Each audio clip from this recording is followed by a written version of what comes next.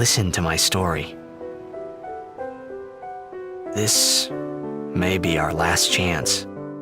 While there are plenty of great places for newcomers to the Final Fantasy series to start, Final Fantasy X might be one of the most easily approachable entry points to the franchise, given its relatively straightforward narrative of a man trying to find his way home. While things do get a little bit more complicated as the story goes on in typical Final Fantasy fashion, its down-to-earth and relatable characters and their interpersonal relationships do a lot to keep things gripping, even once the story gets a little bit more difficult to follow towards the end. The game's cast of characters is excellent, but the love story between Titus and Yuna is what really sets it apart from the rest of the Final Fantasy series. Although there are plenty of love stories across the franchise's long history, Final Fantasy X puts its romance at the forefront of the plot, making it essential to the narrative themes that the game uses. On top of its great characters, Final Fantasy X's battle system is the last fully turn-based system in the mainline series. While the mix of turn-based and action systems has done well to shake up the core mechanics of the Final Fantasy series, players who are looking for the classic turn-based combat of JRPGs past will get a lot out of how FF10 keeps its combat fresh while also using a more classic battle system.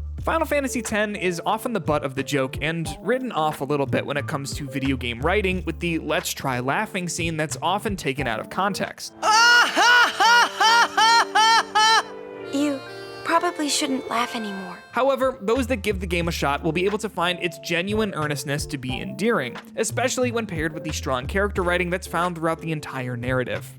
With a top-tier Final Fantasy score, Final Fantasy X is one of the best places to start for fans looking to dive into the series' history. It's a meaty experience that can provide countless hours of fun with its optional side content and unique minigames like Blitzball. Plus, its remastered version has been ported to all modern platforms, so it's pretty easy to get your hands on without having to dust off and hook up your PS2 to play the original version. What do you think? Is Final Fantasy X the best place to start for newcomers to the series? Make sure to let me know in the comments below, and while you're down there, like this video, subscribe to DualShockers, and hit the bell icon to be notified whenever we post more Final Fantasy content.